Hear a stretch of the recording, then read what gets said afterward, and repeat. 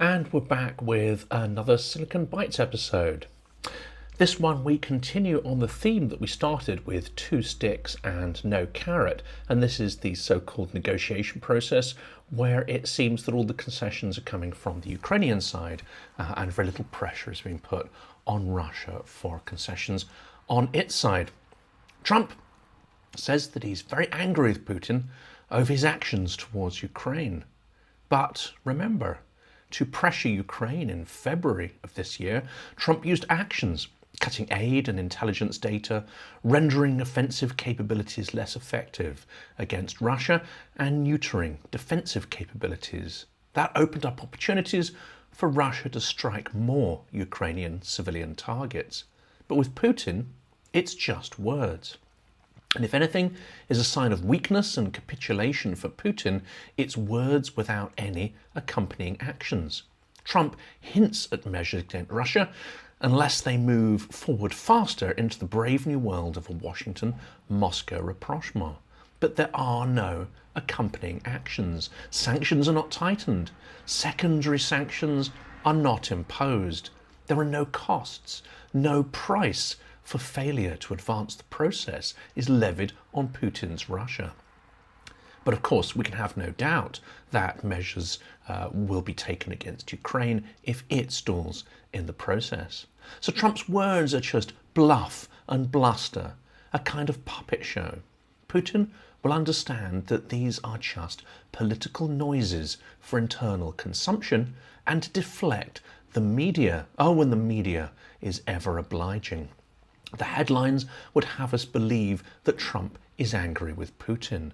The media seems to take these comments and pronouncements at face value and without providing any context and analysis. It means that the PR tricks of the powerful and devious work time after time after time. If Trump were really mad at Putin, that would be great news. But he's not, and he's never been angry about Putin destroying or damaging 2 million homes in Ukraine. He's not mad at Russia stealing 40,000 or more children. He's not angry at Putin for destroying the international order and sanctity of sovereign borders in Europe that's 80 years old and is now starting to lie in ruins. No, he's angry because any stalls in the process are affecting his ability to bully Ukraine into signing away its wealth to the USA. He has no empathy whatsoever with the Ukrainian people or their right to a peaceful and free life. Europe may have no choice but to isolate the US and cut itself off from all strategic dependencies on the US. Canada does not have Russia breathing down its neck, but of course is more exposed economically to Trump's tariff wars. And the inevitable twist comes. Trump blabs out the real game while on Air Force One. He claims Zelensky is trying to back out of the minerals deal.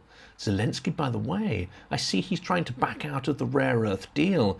And if he does that, he's got some problems, says Trump. Big, big problems. This is not deal making, but extortion with menaces and blackmail. Trump said Sunday he was very angry, pissed off, in fact, with Russian leader Vladimir Putin, NBC reported.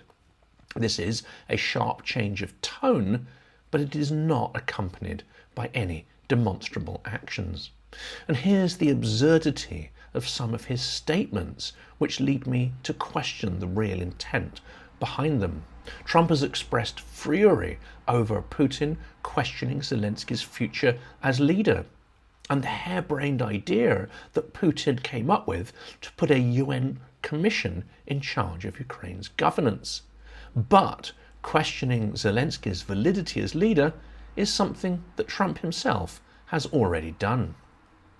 If Russia and I are unable to make a deal on stopping the bloodshed in Ukraine, and if I think it was Russia's fault, I'm going to put secondary tariffs on all oil coming out of Russia, Trump said.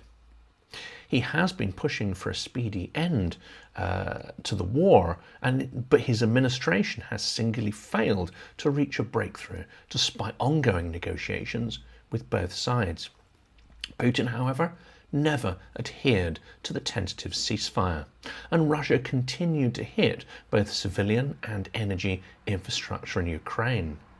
But Putin has now categorically rejected the joint US-Ukrainian plan for a 30-day ceasefire. Ukraine has accused Russia of dragging out talks with no intention whatsoever of halting its offensive, with fresh attacks on the border city of Kharkiv. And the irony of Putin's accusations of the illegitimacy of Zelensky is not lost on anyone who's been following Russian politics for a number of years. Putin has been in power for 25 years and repeatedly voted in with really no competition against him. All the competition, it's been proven, is fundamentally systemic and had no chance of winning. Putin had the Russian constitution rewritten so he could be crowned Russia's eternal Tsar.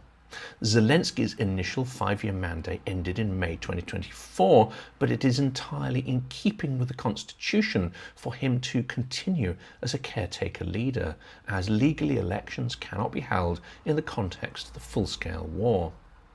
For too long now, America's proposal for an unconditional ceasefire has been on the table without adequate response from Russia, Zelensky said. There could already be a ceasefire if there was real pressure on Russia, he added, thanking those countries who understand this and have stepped up sanctions pressure on the Kremlin. And there are, however, some worrying milestones this year with regard to sanctions. Putin wants Russia's farm bank, Bank, restored to the SWIFT payment system. And he wants the embargo lifted on farm equipment, which has dual-use capability for his war machine. He is well on his way to securing both. Europe's sanctions regime is potentially near to disintegration, with Hungary and Slovakia saying they will not vote for a rollover existing curbs, which means that sanctions will automatically expire in July, and there's some doubt about their renewal. Worryingly, control over the 200 billion euros or 170 billion pounds of Russian central bank holdings in Europe may also expire. If even one EU member state votes against the asset freeze, the freeze will lapse. The Central Bank of Russia can then immediately withdraw its deposit from Euroclear, said Anton Musienko and Yulia Zizkina. Yulia Zizkina is absolutely fantastic speaker and has been on this channel before. She is from the Royal United Services Institute. For all the talk of reparations and accountability, the EU would find itself handing over 200 billion euros to the regime that launched Europe's biggest war since World War II. To conclude, the ceasefire may have collapsed, but if it's restarted, it's likely Moscow will come back to the table with the same expansive demands, and possibly even new ones as well. The first ceasefire deal was of little benefit to Ukraine, and in fact resembled a Russian wish list tied with a bow, as Andrew Roth stated in The Guardian. The deal agreed by US negotiators in Saudi Arabia, but which is now parked, offered concession after concession to the Kremlin, leaving some observers to question whether Russia had given anything in return. The fine print of the so-called deal was even more devastating. The Kremlin said it would only implement the Black Sea ceasefire once the US delivers sanctions relief on Russian agricultural products and fertilizers, as well as delisting the state-owned agricultural bank that we've mentioned. The Russian art of the deal is selling Russian demands as Russian concessions to the Americans and then demands sanctions relief on top, wrote Dr. Janis Kluge, a researcher who focuses on the Russian economy at the German Institute for International and Security Affairs. The demand here is that Ukraine is not allowed to attack Russian warships anymore, and Russia gets to inspect Ukrainian ships in the Black Sea. Well, we'll cover this in more detail in another episode, because the idea of letting the Russian Black Sea fleet back into that Black Sea area, I think, is a recipe for absolute disaster. Of course, sanctions relief on Russia will be limited by the readiness of Europe to take similar steps. So far, the noises are that Europe is not keen to take this step, especially as Russia continues to pound Ukrainian cities with drones and missiles. But the US pivot on diplomacy concerning Ukraine leaves Europe more isolated in restraining Russia. Neither is Ukraine particularly keen to roll back the sanctions. It has opposed any rollback on sanctions against the Kremlin. President Volodymyr Zelensky said he considered it to be weakening of our position, and the easing of sanctions against Russia, a position that was not compatible with an unconditional ceasefire against energy infrastructure and at sea. This wasn't in the agenda before the meeting, Zelensky said last Tuesday. The Russians, as far as we know, have raised the issue of the American assistance to transport their agricultural products. We didn't agree that that would be in our common statement.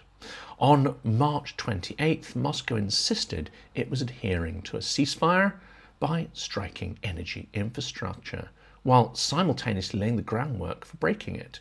On March 28th, Moscow insisted it was adhering to the ceasefire based on striking energy infrastructure, while simultaneously laying the groundwork for breaking that very resolution. There have been no reported Ukrainian strikes on Russian energy infrastructure since, but Russia has accused Kiev of targeting the Surzha gas metering station, which used to be a critical transit point for Russian gas exports to Europe. However, Ukraine's general staff denied the allegations, saying that Ukraine's defense forces strictly adhere to the agreements reached with partners to stop attacks on energy facilities. Fire is carried out exclusively on military targets, they said. Speaking on March 28th, Kremlin spokesperson Dmitry Peskov said Russia reserves the right, in case the Kiev regime does not comply with this moratorium, of course, not to comply with it either. It would be illogical for us to comply and face attempts to strike our energy infrastructure facilities every night, he added.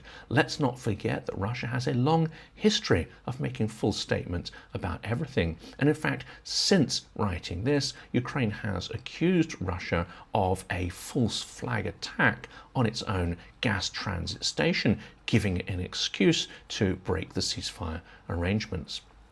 The only positive sign from this tumult of bad news is that the White House dismissed out of hand Putin's proposal to establish a temporary government in Ukraine under United Nations supervision. Reuters reported this on March 28th. Putin suggested a transitional administration overseen by the UN and several countries that could be formed in Ukraine to organize elections. This is only one of the options. I am not saying that there are no others.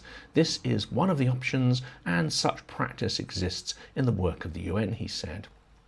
A White House National Security Council spokesman dismissed the proposal, fortunately, emphasizing that Ukraine's governance is determined by its constitution and its people.